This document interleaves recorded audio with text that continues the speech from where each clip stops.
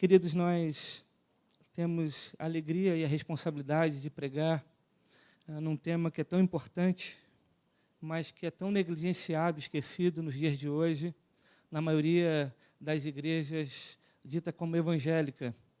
O tema que é proposto no aniversário da igreja: não há outro evangelho, celebrando a suficiência da graça de Deus. E é sobre isso que eu quero compartilhar com os irmãos nessa manhã. Nós estamos às portas de fazer 500 anos, 500 anos da Reforma Protestante. Esse ano a Reforma faz aniversário, e nós estamos percebendo que vivemos um tempo onde é necessário uma reforma. Quando a gente olha para trás, a gente percebe homens de Deus descobrindo ou redescobrindo a verdade, homens como Lutero, Zwinglio, Calvino, que descobriram a luz no meio de uma época de tantas trevas, no meio de uma época onde o Evangelho havia sido esquecido. Eles redescobriram a luz, redescobriram as Escrituras Sagradas. E quando as Escrituras Sagradas ela é redescoberta pela igreja, nós também descobrimos a graça de Deus. Nós descobrimos que a salvação é somente pela graça de Deus. E recebemos essa salvação, que é um presente do Senhor, mediante a fé em Cristo Jesus. Esse Evangelho, ele, por muito tempo, pela Idade Média, pela Idade das Trevas, ele ficou esquecido. E talvez isso aconteceu por conta de um grande erro, ou, aliás, um pequeno erro, mas que se tornou grande, um erro que a gente chama em teologia do maior erro gramatical da história. Um homem chamado Jerônimo, na tradução da Bíblia, do original para o latim, uma tradução conhecida como Vulgata Latina, ele traduziu a palavra justificado para a expressão tornar-se justo. E, a partir disso, a igreja romana, a igreja cristã da época, formulou um processo sofisticado, um processo sacramental, um processo de justificação do homem. O homem não mais era justificado por uma decisão de Deus, por um ato de Deus, mas o homem passa a ser justificado à medida que o ser humano começa a experimentar meios de graça. Por isso, o homem precisava passar pelos sacramentos da igreja para que, então, ele se tornasse justo ou se tornasse justificado. E, a partir disso, a igreja começa a colocar outros elementos no seu formato. E, quando a gente chega no final ali da Idade Média, a gente observa sendo incluído na igreja as indulgências, que era uma forma de minimizar a penitência. Então, o homem precisava comprar para que ele não pagasse pelos seus pecados, ele precisava pagar o céu, ele precisava pagar para que ele entrasse no reino de Deus. A igreja ela usava como argumento a interpretação de Mateus capítulo 19, verso 19, aquele texto que Jesus diz que ele entregava à igreja as chaves do reino de Deus. E com essa prerrogativa, a igreja, como tinha a chave do reino de Deus, ela estabelecia o preço, então, pelo qual as pessoas deveriam pagar para entrar no reino de Deus. E aí, então, a gente viu a igreja entrando num momento muito caótico, mas louvado seja Deus, homens descobriram as Escrituras Sagradas, alguns homens descobriram a luz e eles voltaram à forma. Por isso, reforma. Reforma nada mais é do que a volta à forma, o retrocesso à forma. Aqueles homens voltaram à forma das Escrituras Sagradas. Aqueles homens descobriram a graça de Deus.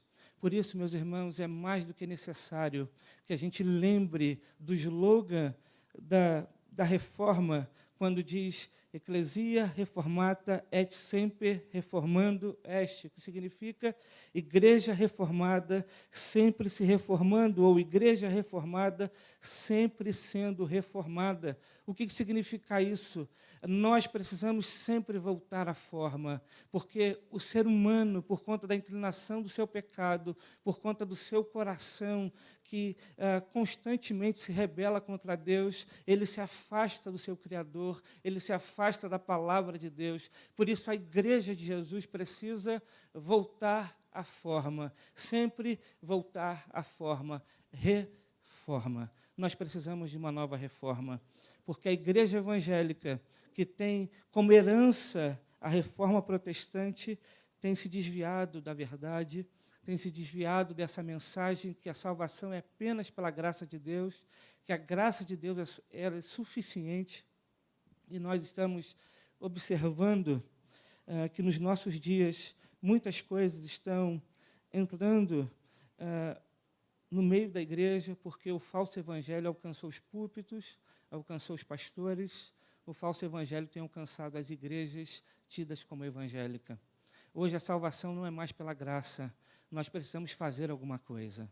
Um homem precisa passar pelas campanhas, pelo culto de libertação, um homem precisa comprar a rosa ungida, ele precisa acreditar no copo d'água que cura. Um homem, hoje em dia, ele precisa ir para sexta-feira para o culto do descarrego. Hoje em dia, um homem precisa fazer muita coisa para que ele possa, então, agradar o seu Deus e receber recompensas do seu Deus.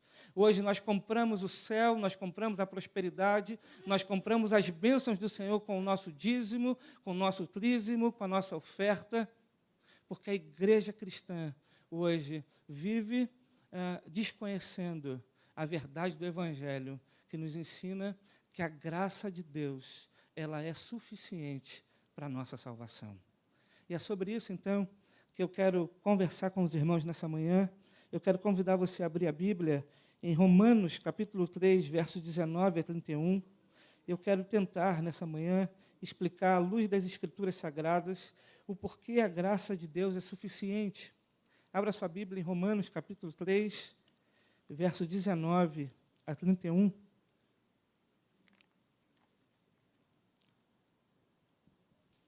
Romanos, capítulo 3, verso 19 a 31. Quando você abrir, diz amém. E mantenha a Bíblia aberta, irmãos. Romanos 3, verso 19 a 31. Diz assim a palavra do Senhor: sabemos que tudo que a lei diz, o diz àqueles que estão debaixo dela, para que toda a boca se cale e todo mundo esteja sob o juízo de Deus. Portanto, ninguém será declarado justo diante dele, baseando-se na obediência à lei. Pois é mediante a lei que nos tornamos plenamente conscientes do pecado.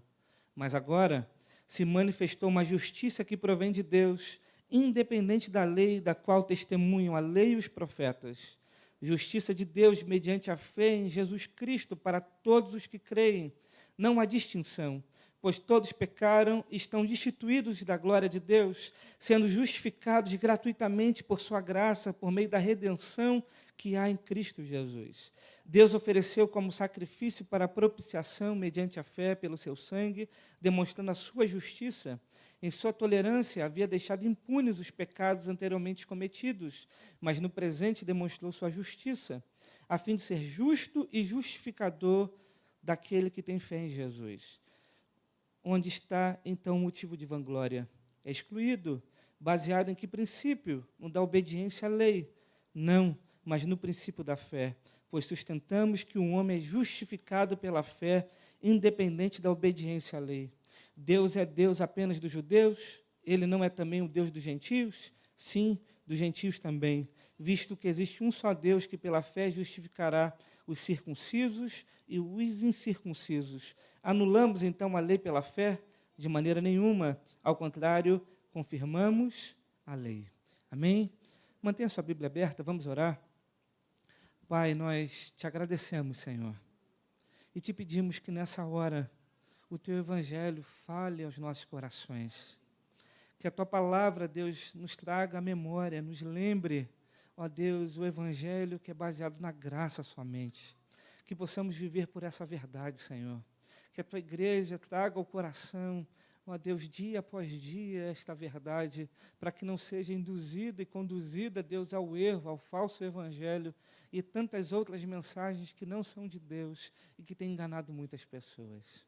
Ó Pai, nós te louvamos, Senhor, porque o Senhor tem nos dado, Deus, o privilégio de ouvir a Tua palavra. O Senhor tem nos dado o privilégio, Deus, de conhecer a Tua palavra, Deus, que ela faça sentido em nossos corações e que ela possa conduzir as nossas vidas. É o que nós pedimos, meu Pai, em nome de Jesus. Amém. Amém. Meus irmãos, o apóstolo Paulo escreve essa carta de Romanos para a igreja que ele não conhecia ainda. E o apóstolo Paulo, então, tenta, em uma carta, explicar como funcionava a salvação, como processava a graça de Deus. E o apóstolo Paulo, então, usa o primeiro, segundo e o terceiro capítulo de Romanos para mostrar e para provar que todo ser humano, seja judeu ou seja gentil, seja circunciso ou incircunciso, seja aquele que recebeu a lei ou não recebeu a lei, todo ser humano está debaixo do pecado e, portanto, debaixo do juízo de Deus. O apóstolo Paulo, então, usa esses primeiros capítulos da carta para mostrar para nós que não há salvação, não é possível a salvação do ser humano por ele mesmo, porque todo ser humano está debaixo do juízo do Senhor.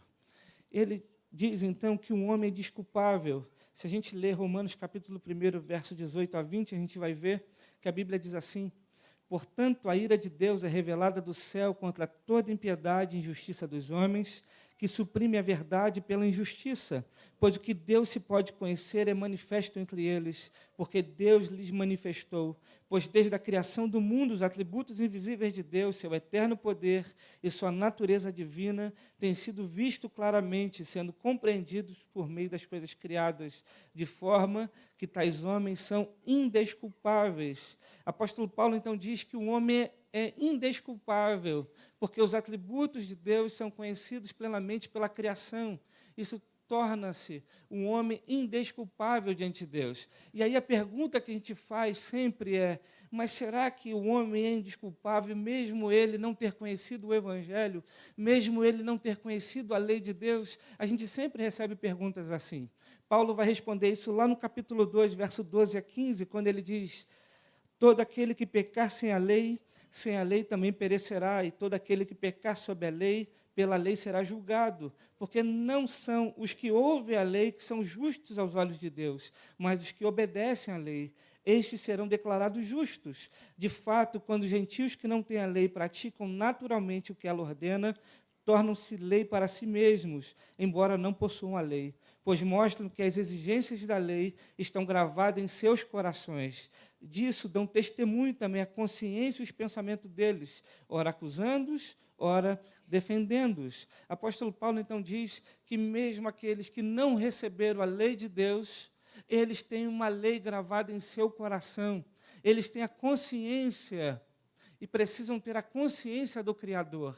Então, há uma lei registrada na mente e no coração das pessoas que não receberam a lei de Deus. Portanto, também são indesculpáveis. E qual é a conclusão que o apóstolo Paulo traz? Está lá no verso 9 a 20, ele vai dizer: que concluiremos então? Estamos em posição de vantagem? Não, já demonstramos que tanto judeus quanto gentios estão debaixo do pecado. Como está escrito, não há nenhum justo, nenhum sequer.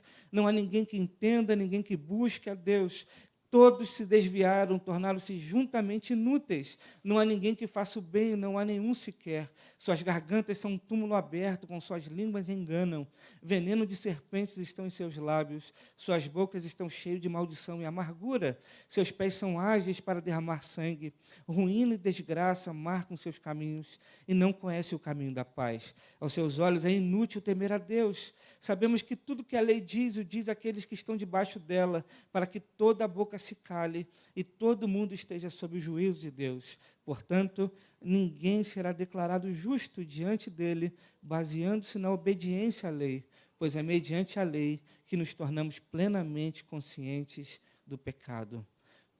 Paulo, então, conclui que todo ser humano está debaixo do juízo de Deus, que não é possível que ninguém seja salvo por si mesmo, não é por aquilo que fazemos, não é pela obediência à lei, não são pelas nossas obras, não é pelas nossas virtudes. Ninguém consegue ser salvo por si mesmo e ninguém consegue salvar a outro. Todos nós estamos debaixo do juízo de Deus. E por que Paulo traz esse argumento? Porque o próprio Senhor Jesus disse para nós que o pecado não é apenas uma ação, mas o pecado nasce dentro do nosso próprio coração.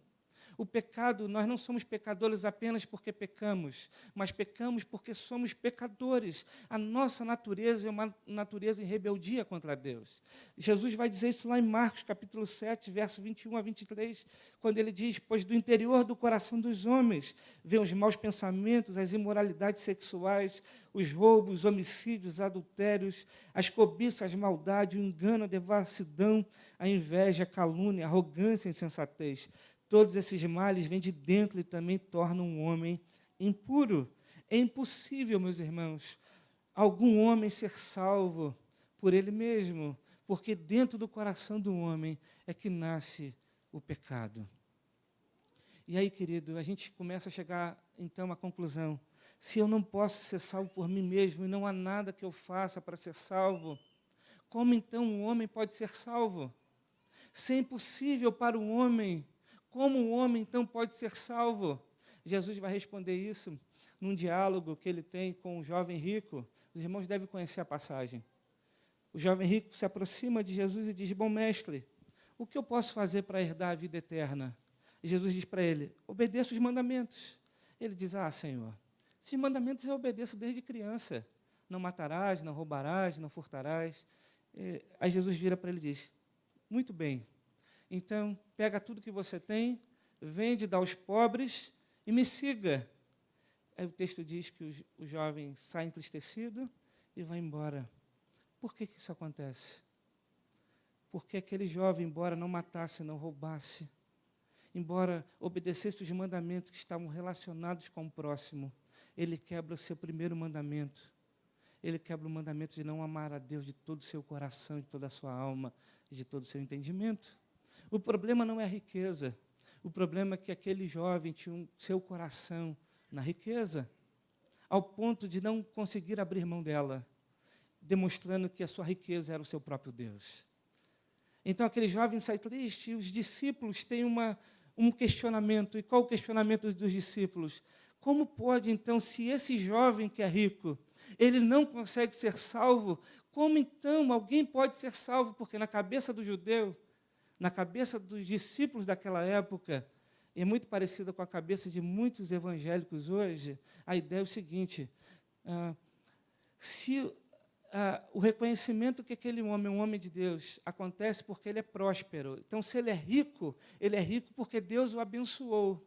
Então, se ele é rico e Deus o abençoou para ele ser rico, se ele que recebe a bênção de Deus ao ponto de ser rico não consegue ser salvo, como é que nós, que somos pobres, conseguiríamos ser salvos? A resposta de Jesus é a seguinte: Jesus vai dizer: o que é impossível para os homens é possível para Deus. Aquilo que é impossível para os homens é possível para Deus. Apóstolo Paulo, então, gasta primeiro, segundo e terceiro capítulo de Romanos para provar que o homem é impossível ser salvo por ele mesmo. Queridos, o que isso significa para nós? Pensa comigo numa coisa. Imagina se nós estamos numa palestra, num hospital. Aliás, eu assisti uma palestra dessas esses dias, lá no Hospital São Paulo, em Muriaé. Imagina, a gente está numa palestra no hospital e um médico está falando sobre o câncer. E aí ele está dizendo o seguinte: olha, quem tem esse tipo de câncer raro, ele tem esse tipo de sintoma. Ele tem febre, começa a perder peso e cabelo rapidamente. Dizem que o pastor Flávio vai perder cabelo, né? Mas não é esse tipo de perda que a gente está falando. Pelo menos ele vai ficar cabelo branco, né? Porque não tem porque pinta, né? Mas pensa comigo, aqui. Então, você está no hospital, está ouvindo a palestra dizendo, o câncer, esse câncer raríssimo, os sintomas são perda de peso, perda de cabelo, febre alta, dificuldade física, e você começa a escutar esses sintomas todos, e de repente você está ali na palestra e começa a perceber o seguinte: caramba, eu tenho isso tudo que o médico está dizendo. Não é possível, será que eu tenho essa doença? O que vai acontecer com você? Eu vou te dizer, a primeira coisa, vai bater um desespero, o medo vai tomar o teu coração. E a segunda coisa, o que você vai fazer? Vai acabar a palestra, você vai correr no médico e vai dizer, doutor, eu estou tendo isso tudo que você está dizendo. E agora, o que eu faço? Queridos, o Evangelho quer dizer para nós o seguinte, o que Paulo está querendo apresentar para nós e o que o Evangelho apresenta para nós é, nós estamos numa condição de perdição, nós estamos perdidos. Quando o Evangelho mostra que nós não conseguimos ser salvos por nós mesmos, isso precisa gerar no nosso coração primeiro um desespero. E agora, o que será da minha vida? Como eu posso, então, ser salvo?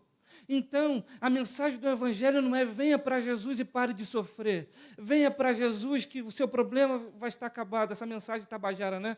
Seus problemas acabaram. Venha para Jesus, está tudo certo. Essa coisa de dizer, olha, Jesus vai fazer isso na sua vida, vai fazer aquilo. Não, a mensagem do Evangelho precisa trazer desespero ao nosso coração, porque todos nós, todo ser humano está debaixo do juízo de Deus. Paulo queria trazer esse desespero ao coração dos romanos. E depois, então, de refletir, e agora? O que será? Como eu posso ser salvo? Paulo vai responder isso a partir do verso 21, porque ele começa o verso 21 dizendo, mas agora se manifestou uma justiça que provém de Deus, independente da lei, da qual testemunham a lei e os profetas, justiça de Deus mediante a fé em Jesus Cristo para todos os que creem, não há distinção, pois todos pecaram, estão destituídos da glória de Deus, sendo justificados gratuitamente por sua graça, por meio da redenção que há em Cristo Jesus. O que Paulo então está dizendo? Mas agora se manifestou uma justiça. O que significa esse mais agora? Paulo está dizendo, vocês estavam perdidos, mas agora há uma solução. Vocês eram cegos, mas agora há visão. Vocês estavam perdidos nos seus delitos e pecados, mas Deus estabeleceu uma justiça que não depende da lei, não depende da obediência à lei, mas que é testemunhada pela lei e os profetas, uma justiça que provém do próprio Deus. Há uma solução, e a solução está nas mãos do Senhor. Por isso, mais agora de Paulo aqui é tão importante, porque Paulo está dizendo, mas agora a salvação, e essa salvação está em Cristo Jesus. Deus providenciou a salvação, entregando seu próprio Filho, para ser sacrifício e propiciação por amor a nós. Há uma salvação, e essa salvação está nas mãos de Deus, e Ele entregou essa salvação quando entregou seu Filho para morrer por nós na cruz. O que Paulo está dizendo é que Deus providenciou uma justiça, e agora essa justiça é revelada em Cristo Jesus. E essa justiça, ela está à disposição de todos os que creem. Porque Paulo diz, pois todos pecaram e estão destituídos da glória de Deus. Quem são todos que pecaram? Todos. Como Paulo diz, judeus e gentios, todos pecaram. Seja aquele que recebeu a lei, seja aquele que não recebeu a lei, todos pecaram.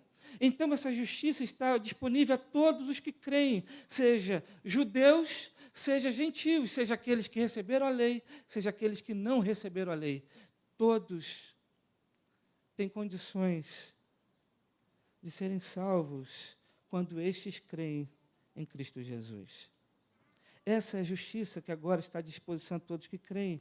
Essa salvação, então, Paulo vai dizer, é somente pela graça, porque o verso 24 diz, sendo justificados gratuitamente por sua graça, por meio da redenção que há em Cristo Jesus. Sendo justificados gratuitamente por sua graça. Os irmãos conseguem compreender esse verso? Sendo justificados gratuitamente por sua graça. O que Paulo está dizendo é que a justificação é uma obra de graça, é um presente da graça de Deus para nós, por meio da redenção em Cristo Jesus. O que Paulo está querendo dizer é, para vocês não custou nada, mas teve um preço. E o preço foi pago por Cristo Jesus na cruz. Vocês não precisam pagar absolutamente nada, porque a salvação foi paga em Cristo Jesus. O que Paulo está dizendo é que a ira de Deus, porque todos nós estávamos debaixo da justiça de Deus, debaixo do julgamento de Deus, a ira de Deus é aplacada naquilo que Cristo Jesus fez por nós. Não é um Deus irado que vira um Deus amoroso. Não, é um Deus amoroso que está virado contra o pecado. Porque Deus é santo e justo, mas é um Deus de amor. E Deus providenciou a salvação por ser um Deus de amor. Mas Ele não poderia passar a mão na cabeça da humanidade. Por isso Ele entrega seu Filho, para aplacar sua própria ira e agora se tornar propício a cada um de nós. Deus agora é favorável. Se Deus é por nós, quem será contra nós? Por isso, meus irmãos, a salvação é pela graça somente. Graça é suficiente. Nós não precisamos fazer mais absolutamente nada. Nós recebemos esse presente pela fé. E o que é fé? É uma mão vazia que recebe um presente. É pela fé que a gente recebe esse presente. E aí, queridos, a gente precisa entender que isso só foi possível porque a justiça de Cristo foi imputada a nós. A obediência perfeita de Cristo foi imputada a nós, pois o inocente Jesus morreu em nosso lugar. Como disse Lutero, portanto, meu querido irmão, aprenda Cristo e o aprenda crucificado. Aprenda a orar a Ele, perdendo toda a esperança em si mesmo, e diga: Tu, Senhor Jesus, é minha justiça, eu sou o teu pecado. Tomaste em ti mesmo o que não eras e deste-me o que não sou. Por um lado, Cristo morre por causa do nosso pecado. Por outro, quando cremos em Jesus, a sua perfeita vida de obediência e retidão é colocada sobre nós. Então, meus irmãos, prestem atenção. A salvação é por aquilo que Cristo fez por nós. E nós precisamos crer nessa verdade. Sabe, às vezes nós entramos em algumas crises quando nós pecamos, e às vezes é muito influenciado por um evangelho que diz que a gente precisa sempre fazer alguma coisa para sermos salvos.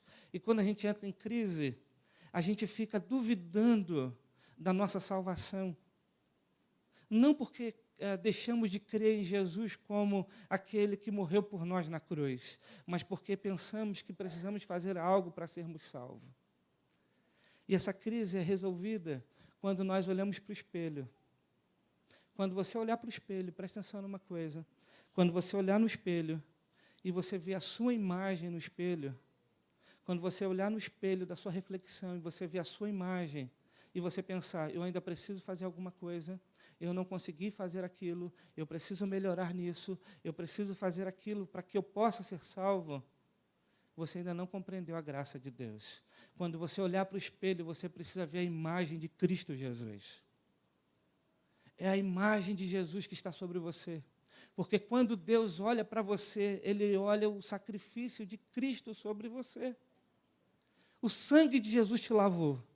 O sangue de Jesus te purificou. Por isso, querido, você é salvo por aquilo que Cristo fez por você. Por isso o texto lá de João diz que quando nós pecarmos, nós temos um advogado e Ele é fiel e justo para nos perdoar. Não é isso que o texto diz? Eu te pergunto, Ele é fiel e justo ao quê? Já parou para pensar? Ele é fiel e justo ao quê? Ao sacrifício do seu próprio Filho. Ele é fiel e justo ao sacrifício. Deus, então, perdoa os nossos pecados, porque os nossos pecados foi pago por Cristo Jesus naquela cruz. E a igreja, então, precisa viver essa verdade. Nós precisamos experimentar essa verdade precisa mudar o nosso coração e a nossa forma de lidar com Deus, de lidar com a igreja. Porque quando a gente compreende essa verdade, a gente precisa fazer celebração a Deus, cultuar a Deus e sair para pregar esse evangelho. Porque a verdade do evangelho precisa queimar o nosso coração. Porque as pessoas estão enganadas lá fora. E nós precisamos pregar um evangelho que diz a salvação está naquilo que Cristo Jesus fez por nós. Nós temos a mensagem do Cristo crucificado. E nós precisamos pregar essa mensagem. Paulo, então, vai explicar, a partir do verso 25, o porquê a salvação é pela graça somente. E ele vai dizer, verso 25 e 26, Deus ofereceu como sacrifício para propiciação mediante a fé, pelo seu sangue demonstrando a sua justiça, em sua tolerância, havia deixado impunes os pecados anteriormente cometidos. O que Paulo está dizendo aqui? Paulo está dizendo que a salvação é pela graça somente, porque Deus ofereceu Cristo como sacrifício para a propiciação. Por que a salvação é pela graça somente? Porque Deus ofereceu Cristo como sacrifício para a propiciação. E aí ele vai dizer no verso 25, ele vai dizer, pois todos pecaram, verso 25, em sua tolerância havia deixado impunes os pecados anteriormente cometidos. Você já parou para pensar nesse verso? Por que o texto diz que Deus, em sua tolerância, deixou os pecados anteriormente sem punição? Será que Deus havia cancelado a dívida? Não. O que o texto está dizendo é que a morte de Cristo Jesus, ela serve para frente, mas ela também alcança para trás. A morte de Cristo Jesus, ela salva aqueles que estão na nova aliança, mas ele salva também aqueles que estavam na antiga aliança, porque a salvação sempre foi pela fé. Paulo vai dar esse exemplo em Romanos capítulo 4, porque ele vai dizer que Abraão foi salvo pela fé. Ele vai dizer que Davi foi salvo pela fé. Então, nunca foi pela lei, foi pelo sacrifício do seu Filho, Jesus Cristo. Deus aguardou pacientemente para punir os pecados daqueles que ele quis salvar no Antigo Testamento, para punir os seus pecados no seu próprio Filho. Então, Cristo foi propiciação pelos pecados daqueles que viviam na Antiga Aliança e daqueles que vivem na Nova Aliança. Queridos, a salvação é somente pela graça, porque Deus entregou seu Filho para morrer por nós. E ainda, a salvação é pela graça para dar toda a glória a Deus. O verso 27 vai dizer, onde está, então, o motivo de vanglória? É excluído. Baseando-se em que princípio? No da obediência à lei? Não, mas no princípio da fé. Pois sustentamos que o homem é justificado pela fé, independente da obediência à lei. Por que a salvação somente pela graça? Porque essa glória é de Deus. A glória da salvação é de Deus. Tudo que Deus faz para a sua própria glória. Deus não divide a glória. A glória da salvação é de Deus. Imagina, se nós cooperássemos pela salvação. A gente ia pensar como? Não, eu fui salvo. A gente ia chegar diante do tribunal de Deus e aí Deus ia perguntar para nós, por que você está aqui? Por que você merece a salvação? A gente ia dizer para Deus o seguinte, Senhor, porque eu fui para a igreja todos os domingos. Senhor, porque eu fiz de tudo para obedecer a Tua palavra. Senhor, porque eu fui o melhor pai do mundo. Senhor, porque eu fui o melhor marido. Senhor, ninguém evangelizou mais do que eu. Senhor, eu abri mão de todas as riquezas e dividi com os pobres. Senhor, eu amei o próximo mais do que qualquer um. A glória é de quem? De Deus ou do homem? Então, diante do tribunal de Deus, quando se for perguntado para nós, por que você merece a salvação? A nossa resposta é, nós não merecemos. Mas nós fomos salvos pelo mérito, pela obediência perfeita, pelo sacrifício de Jesus por nós. Deus, nós não merecemos ser salvos, nós não merecemos estar aqui. Nós merecíamos a Tua ira sobre nós. Nós merecíamos o castigo do Senhor sobre nós, porque nós sabemos que nós pecamos contra a Tua santidade. Nós sabemos que nós nos esforçamos a obedecer à lei, mas como diz Tiago, capítulo 2, verso 10, quando quebramos um tio da lei, quebramos toda ela. Então nós sabemos que em vários momentos nós quebramos a lei e nós pecamos contra a Tua santidade. Senhor, nós éramos merecedores de castigo, mas pela morte de Jesus, pelo sacrifício de Jesus, nós fomos salvos.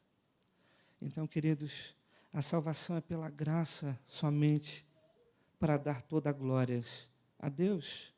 Não há vanglória humana, ela é excluída.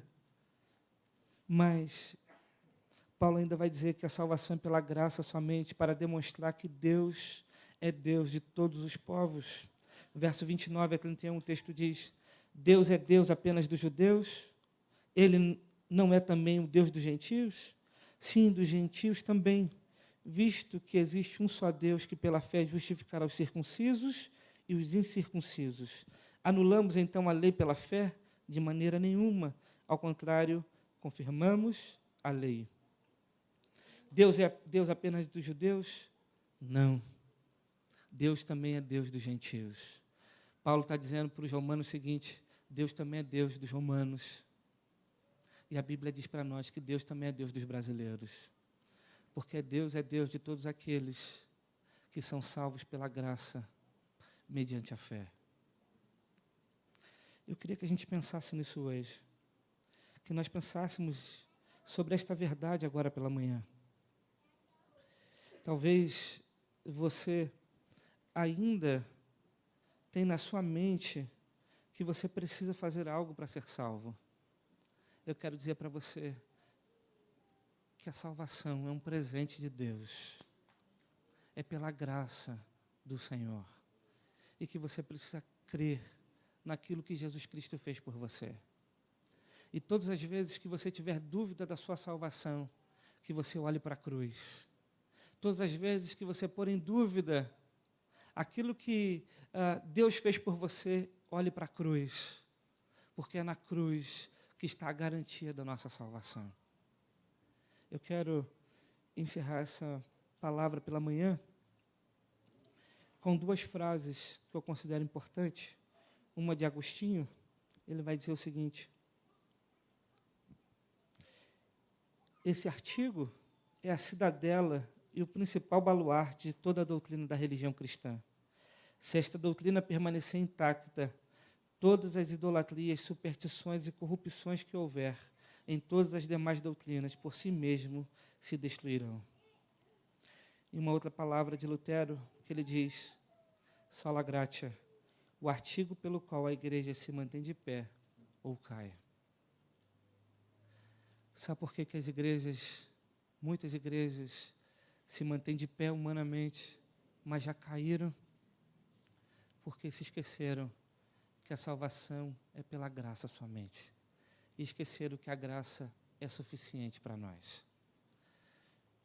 Hoje à noite eu quero falar com os irmãos como nós vivemos na prática, como nós experimentamos essa graça na prática e como isso impacta nosso dia a dia e nossa rotina de vida. Eu queria convidar você a estar aqui logo mais, para continuar ouvindo um pouco sobre essa mensagem. É uma continuação, a gente vai continuar ela, tá certo? Que Deus nos abençoe. Vamos orar? Feche seus olhos.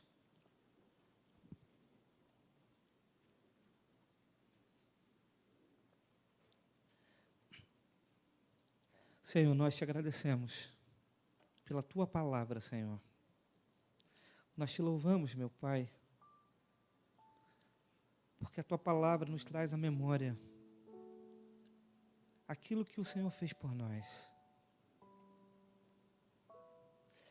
Ó Deus, o Senhor amou tanto a sua igreja, amou tanto a sua criação, que foi capaz de entregar seu Filho para morrer por nós. Ó Deus, e nós te louvamos por isso, porque essa graça um dia nos alcançou, e por ela, Deus, nós cremos que somos salvos, porque é impossível para nós, não há nada que podemos fazer, Senhor, mas o Teu Filho veio ao mundo, e fez com que o Senhor se tornasse favorável a nós. Ó Deus, que essa verdade impacte o nosso coração, para que a gente possa dar glórias e glórias e glórias ao Teu nome, Senhor. Para que Teu nome seja exaltado em nossas vidas. Para que qualquer motivo de vanglória seja retirado do nosso coração, porque não há glória nossa, a glória é do Senhor, Pai. Não há nada que faça com que tenhamos créditos no céu. Mas o Teu Filho veio do céu, obedeceu a lei perfeitamente. O justo morreu pelo pecador. E por isso, Pai, nós temos salvação. Louvado seja o Teu nome, meu Deus. Nós te agradecemos nessa manhã. E te pedimos, meu Pai, que logo mais à noite, o Senhor mostre para nós como essa graça precisa ser vivida. Ó Deus, precisa ser demonstrada. Como esta graça, Deus, tem a ver com o nosso dia a dia. Como nós não precisamos de autoajuda. Como nós não precisamos, Deus, de nenhum artifício para complementar, ó Deus, a Tua graça. Mas que, ó Deus, possamos perceber que ela é transformadora e é capaz de transformar as nossas vidas. É o que nós pedimos, meu Pai, em nome de Jesus. Amém. Amém. Pastor. Creio em Deus Pai Todo-Poderoso, Criador dos céus e da terra. Creio em Jesus Cristo, seu único Filho, nosso Senhor, o qual foi concebido por obra do Espírito Santo e nasceu da Virgem Maria.